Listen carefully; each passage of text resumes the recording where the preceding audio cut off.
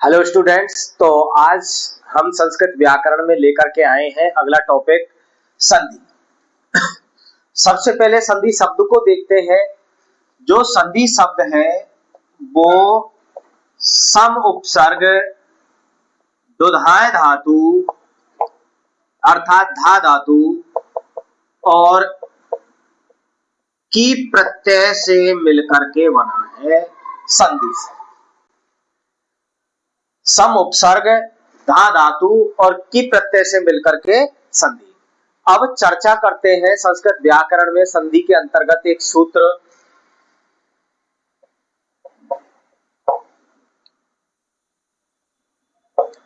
पर है सन्निकर्ष संहिता। ये एक संहिता संज्ञक सूत्र है।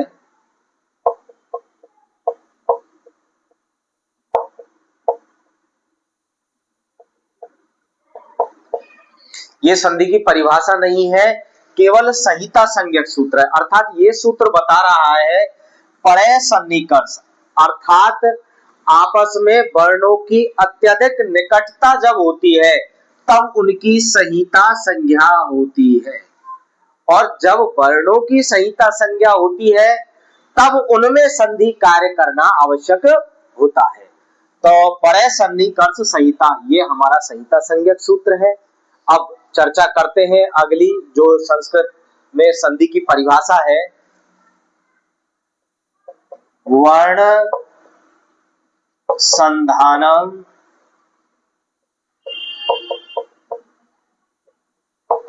संधि अर्थात वर्णों की अत्यधिक निकटता को ही क्या कहते हैं? संधि कहते हैं।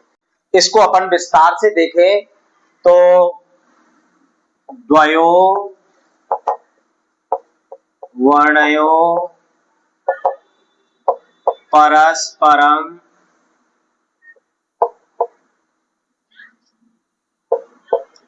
यत मेलनम जायते तत भवति संधि। परस्पर दो वर्णों के मेल को ही संधि कहते हैं। द्वयो वर्णयो परस्परम यत मेलनम जायते तत भवति संधि। परस्पर दो वर्णों के मेल को ही संधि कहते हैं। अर्थात जिस प्रक्रिया में वर्णों में आपस में मिलन होता है उसे संधि कहते हैं। इसकी यदि और विस्तार से चर्चा करें तो द्वयो शब्दयो संहिताया अर्थात निकटताया कारणे प्रथम शब्दस्य अंतिम वर्णे च द्वितीय शब्दस्य प्रथमे वर्णे च मेलनम परिवर्तनम वा भवति तत् मेलनम संधानम वा संधि इति कथ्यते। अर्थात निष्कर्ष ये पहुंचा कि परस्पर दो वर्णों के मिलन को ही संधि कहते हैं। अब आगे हम चर्चा करते हैं संधि के कितने भेद होते हैं।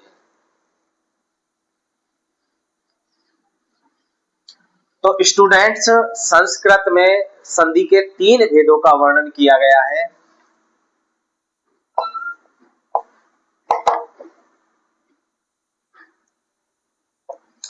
पहला है अच संधि, जिसको हिंदी में कहते हैं स्वर संधि।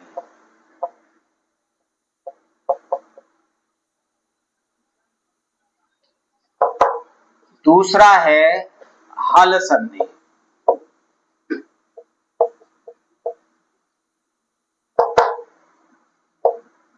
जिसको हिंदी में कहते हैं व्यंजन संधि। और तीसरा है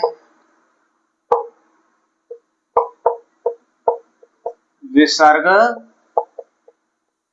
संधि, इसको हिंदी में भी विसर्ग संधि ही कहते हैं। अब यहां देखें जो अच संधि है उसके मुख्य रूप से तो 5 भेद होते हैं और पूर्व रूप और पर रूप को यदि मिलाया जाए तो टोटल 7 हो जाते हैं, लेकिन पूर्व रूप और पर रूप को अलग से वर्णन नहीं किया गया है। इन पांचों के भेदों में ही उनका वर्णन है। तो सबसे पहले यदि भेद देखें अच संधि में तो पहली होगी हमारी दीर्घ संधि,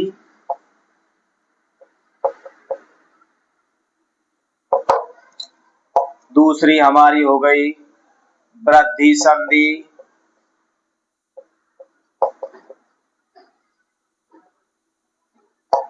गुण संधि,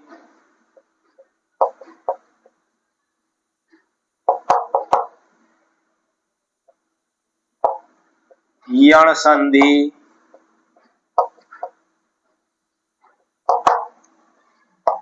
नंबर 5 पर हो गई हमारी अयादि संधि,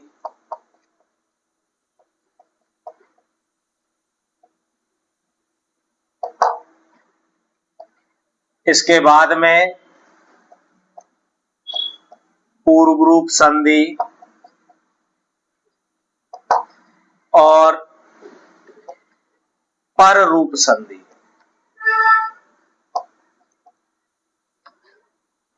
पर रूप संधि को भी यहां स्वर संधियों में शामिल किया गया है। तो कुल मिलाकर के जो अच संधि होती है, स्वर संधि होती है, उसके मुख्य रूप से 5 ही भेद है अयादि संधि का, और इसके पूर्व रूप और पर रूप 2 अलग से अन्य भेद होते हैं। अब चर्चा करते हैं हम हल संधि अर्थात व्यंजन संधि। व्यंजन संधि में यदि भेदों को देखा जाए तो फिक्स नहीं है कि 4 या 5 अलग अलग सूत्रों के हिसाब से अलग अलग संधियां हैं, जिसमें मुख्य रूप से यदि देखी जाए तो इष्टोत्व संधि,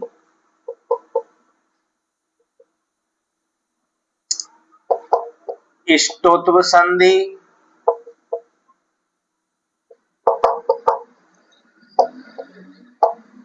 जसातु संधि,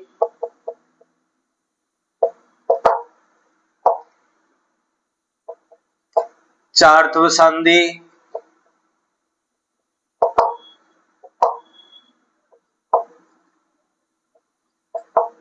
अनुस्वार संधि,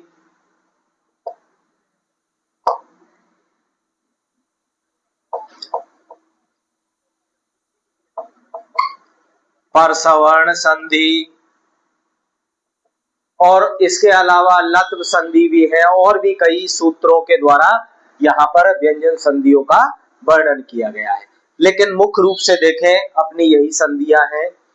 और विसर्ग संधि में यदि देखें तो मुख्य रूप से 4 ही संधियां हैं।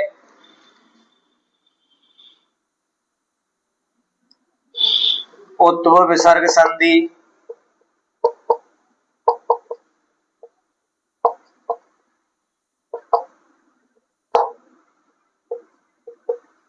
सत्व विसर्ग संधि,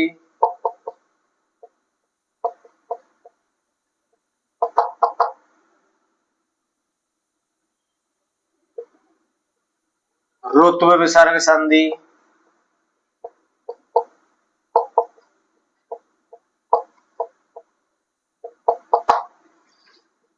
लुप्त विसर्ग संधि।